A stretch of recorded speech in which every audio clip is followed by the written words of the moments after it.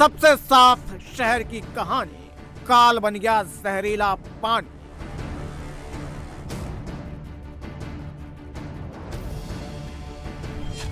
Pipeline में हो गई लीकेज, मौत ने मचा दिया तांडव।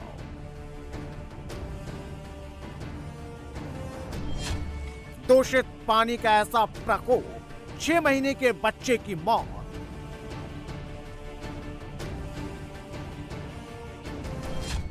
सौ से ज्यादा बीमार, मरीज पहुंच रहे अस्पताल लगातार।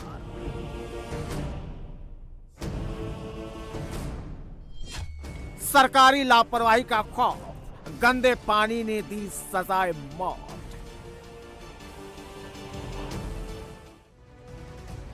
इस वक्त की बड़ी खबर मध्य प्रदेश से। देश के सबसे स्वच्छ शहर इंदौर में दूषित पानी पीने के कारण 13 लोगों की मौत हो गई। 150 से ज्यादा अभी भी अस्पताल में भर्ती हैं। बुधवार शाम डॉक्टर मोहन यादव इंदौर पहुंचे। अलग अलग अस्पताल जाकर बीमार लोगों से उन्होंने मुलाकात की। इसके बाद अधिकारियों के साथ बैठक की और कहा, दोषियों को बख्शा नहीं जाएगा। 150 से ज्यादा अभी भी अस्पताल में भर्ती हैं। हाईकोर्ट ने इंदौर के इस मामले को संज्ञान में लिया और 2 दिन में मामले की रिपोर्ट कोर्ट में पेश करने को कहा। इसके साथ ही कोर्ट ने निर्देश दिए हैं कि सभी को मुफ्त इलाज दिया जाए। देश के सबसे स्वच्छ शहर इंदौर में बेशर्म सिस्टम में उलझकर लगातार भागीरथपुरा जार रो रहा है। 10 से 12 दिन पहले नगर निगम की मेन लाइन और डिस्ट्रीब्यूशन लाइन लीक हो गई। शौचालय और आसपास की फैक्ट्रियों का गंदा पानी मिल गया। लोगों के घर में ये पहुंचता रहा। लोग उल्टी से, दस्त से परेशान होते रहे, मौतें होती रही। अब जब ये आंकड़ा बढ़कर 13 हो गया है तो प्रशासन की नींद खुली है। 150 लोग अस्पताल में भर्ती हैं। बुधवार को 5 और मरीज की जान गई। सीएम ने बैठक में कहा कि ऐसी कष्टदायक स्थिति फिर कभी ना निर्मित हो, इसके लिए सभी प्रबंध करने में लगे। इस मामले में जिम्मेदार बड़े अधिकारियों पर कार्रवाई को लेकर भी उन्होंने कहा, रिपोर्ट मिलने के बाद दोषियों पर सख्त कार्रवाई की जाएगी। बैठक में हिस्सा लेकर मंत्री कैलाश विजयवर्गीय बाहर आए तो मीडिया ने उनसे सवाल किए। एक रिपोर्टर ने कहा कि अस्पताल में भर्ती मरीजों के परिजन को इलाज में खर्च पैसों का रिफंड अभी तक नहीं मिला है।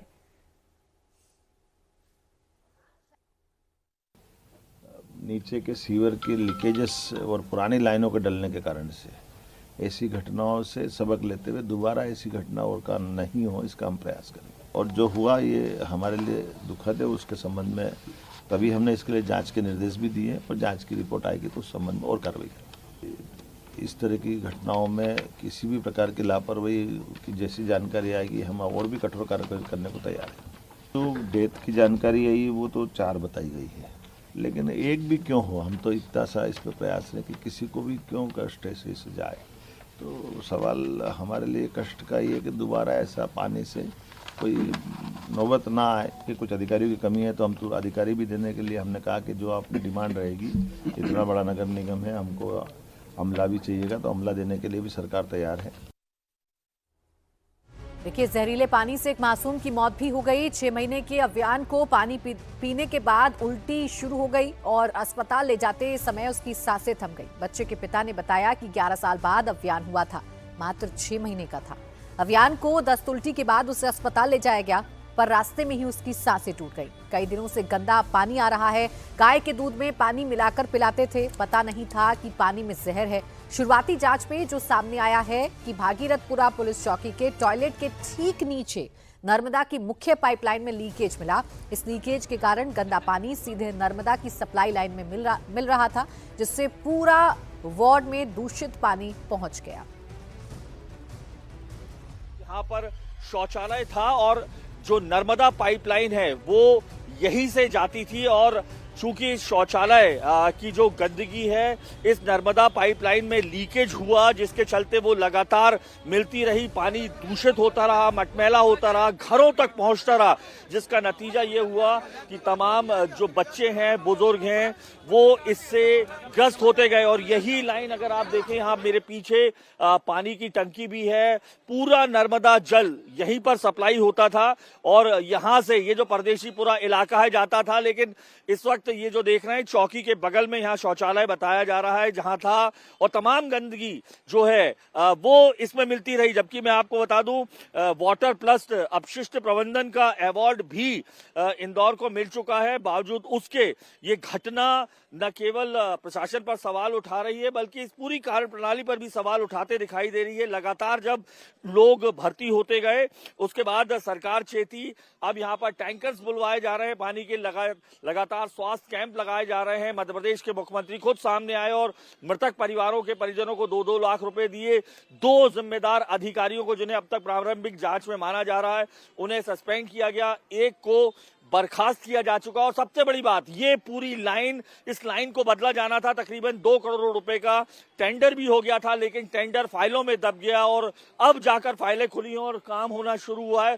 जब तक लगातार मौतों का सिलसिला यहां पर दिखाई दिया। अनुराग अमिताभ हमारे साथ जुड़े हुए हैं इस खबर पर। पूरी रिपोर्ट हमने अनुराग आपकी देखी और इससे ये तो समझ में आया कि घोर लापरवाही है, कई लोगों की बेमौत जिंदगियां लीन ली इस लापरवाही ने। अब कार्रवाई क्या हो रही है?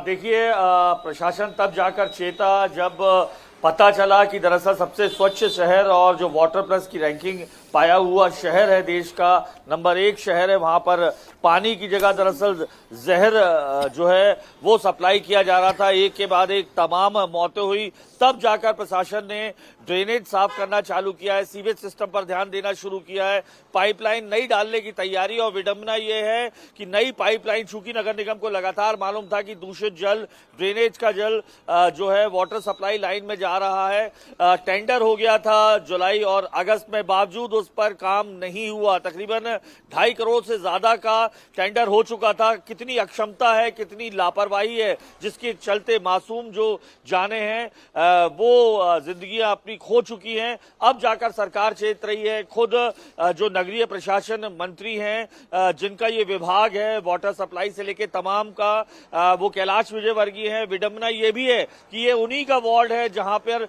ये भागीरथपुरा में घटना हुई है। उन्हें 2 दिन से वहीं पर डेरा जमाए बैठे हैं। तमाम आला अधिकारी अब आ रहे हैं। खुद मध्य प्रदेश के मुख्यमंत्री डॉक्टर मोहन यादव को आकर तस्वीर देखनी पड़ी और वो तस्वीर इतनी शर्मनाक थी कि निश्चित तौर पर जिस तरीके से एक के बाद एक मौतें हो रही है, और सबसे विडंबना ये रही 6 माह के एक मासूम की मौत भी हो जाती है लेकिन सरकारी आंकड़ा अभी भी 4 से ज्यादा नहीं जा रहा है। जबकि इंडिया टीवी की टीम जब भागीरथपुरा में पहुंची तो तमाम घरों में मौत का मातम परसा हुआ था बिल्कुल, और गली गली में एक के बाद एक जो घर थे उनमें पीड़ित निकल कर आए और हमसे बातचीत। अब देखिए, जिनकी जान चली गई उन्हें वापस तो नहीं लाया जा सकता, लेकिन जो जिम्मेदार है उनके ऊपर कार्रवाई हो तो शायद कुछ राहत जरूर दी जा सकती है।